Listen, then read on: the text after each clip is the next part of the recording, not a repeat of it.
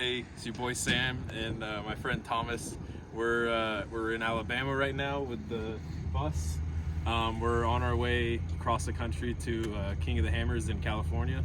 Our next stop is somewhere we're not gonna tell you because we don't want you to know. We don't want you to follow us. But anyway, so Surprise. this is the bus. We'll show you where we're going in the next video. There we go. All right, so then this is the bus on the outside in here. We have the doorway. We have a switch right here, so you can open and close the doors whenever the key's not in. Oops, let's step back outside for a second. We got a switch right there with a keyhole. You see it right there, so that you can open and close the door from outside and lock it. And then we got our privacy curtain right here. Come on in with us. Come on in. All right, so let's show this little piece first. So this little piece folds down right here, and you can see, well, let me close the door right here. Door closed right there. You got your little platform for your feet for the passenger. This slides out, so you can sit right here. You can even recline it a bit.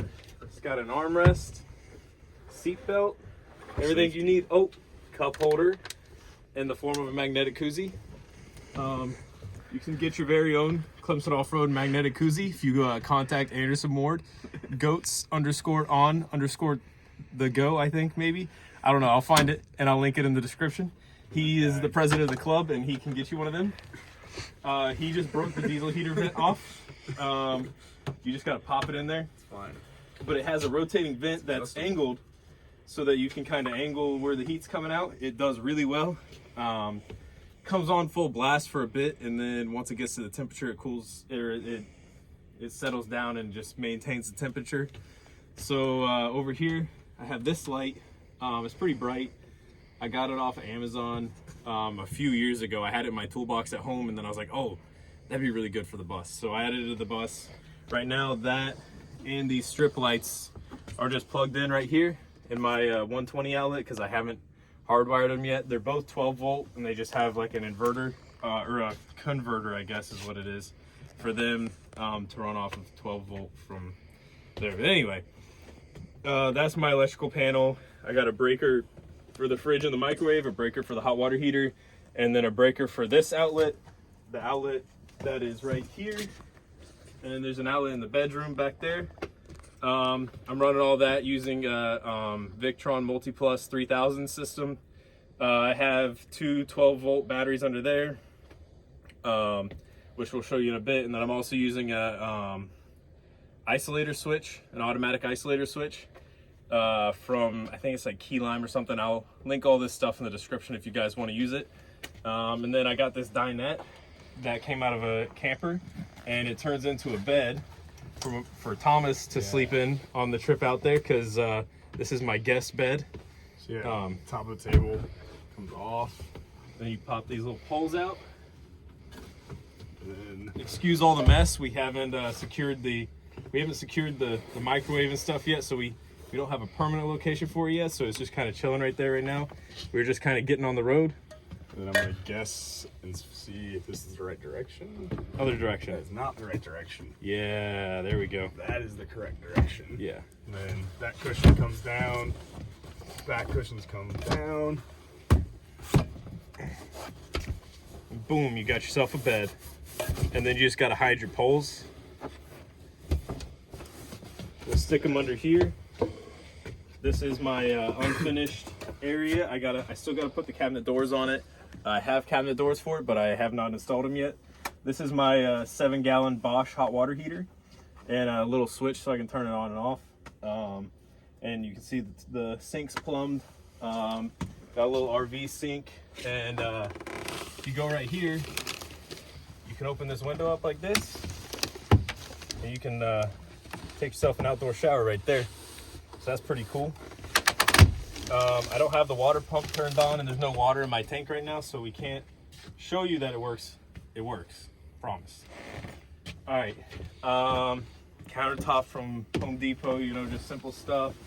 I got this fridge on Facebook Marketplace. It's a 10 cubic foot house fridge, or it's an apartment size fridge. So it's a little bit bigger than your most your RV fridges. Here's the little controller for the diesel heater. As you can see, that's the little fuel pump clicking on, click, click, click, click, click. And there's the heat level. So the heater is all warmed up inside, so it's just blowing slowly over the thing. So then here's my shower. I had originally planned on doing a wet bath, which had the toilet, which is actually here, and the shower in one, but I found this shower on Marketplace for $100. So I just cut the top of it and made it work. And then I got this shower head right here, and the mixer valves, which I can show both of those on, I can put links in the description for those two. You got random stuff in there right now, just ignore it, it's fine, everything's fine. The toilet here is just a separate urine diverter system. So you have a bucket for your stool, and then you got a jug for your urine. And I made a little vent system, which I can link the parts to that and do a more in detail video about that by itself, but this is just kind of an overview video right now. I just have like a little Sterilite, Rubbermaid, whatever, I don't remember what brand it was, drawer system for my dresser right now. Up under the corner over there, which I'll have to just do another detailed video about that, but for now, there's a 42-gallon tank over there, freshwater tank. I can show all the hookup and stuff in a later video, but just believe me, it's there. I got a pump there, and the switch for the pump is right under here. So you can turn the switch on, so you know you're doing your water stuff here. You're not doing your water stuff under the bed. So that's why the switch is over there. I have a full bed back here, which is just covered in crap right now. Because we just got in here. We're just starting off. So yeah, we still got to figure out all the organization of stuff. But I think it's come real far, real fast. So now we'll take it out to the outside and show you all the stuff out there. So to get out, you got to lift that up. Another little small detail, the foam does not stick. The foam falls off. That's a requirement, it can't stay. Yeah, so then we you fall down the stairs. So then we open the door. Put our foam back on. Yeah, and then we'll come out here. All right, so out here, you can see the little diesel heater exhaust right there. Got to make sure that comes out from under the bus so it doesn't build up under the bus. You know, carbon monoxide is bad for you and stuff. So then here, I got a 12-gallon tank, and this transfers over to my generator that's on the other side, which we'll go over here and show you. Add a little crash bar, just so that if someone rear ends us, you know, it's a little bit lower. Over here, I got the Predator 3500 watt quiet inverter generator, and it does really, really well. I'm happy with it so far. Super quiet, and it's run welders and stuff and had no problem. But I have it set up so that I can hook up my generator from here to there. Really easy, no problem. But right now I'm at a campground, so I have a hookup. Then here's my dump right there. I have a 30-gallon gray water tank under there. Don't need black water because of the toilet system. Here's my water hookup, and that's for like shore water where you have a hose. And then you got your gravity fill right here, which this goes down to the tank. There's a vent for the tank and that. And then I have a 30 amp twist to connect connector right there. So how this transfer system works on this, sorry, I forgot about this.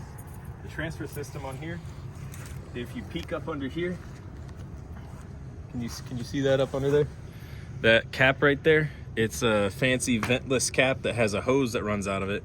So it runs over to the other tank. And so when this is trying to vent this tank, it's sucking fuel from the other tank when it's trying to vent this one out. So that's how that works out.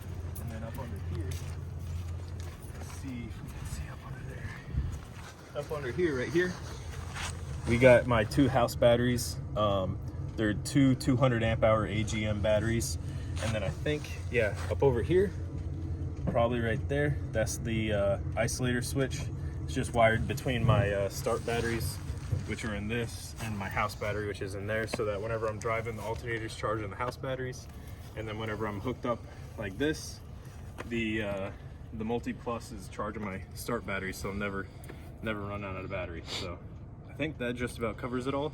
If you guys have any questions, you know, leave a comment or whatnot, and I'll try to answer all the questions and do my best. Thanks guys, thanks for watching. Like, subscribe, you know, all that stuff. Tell your friends.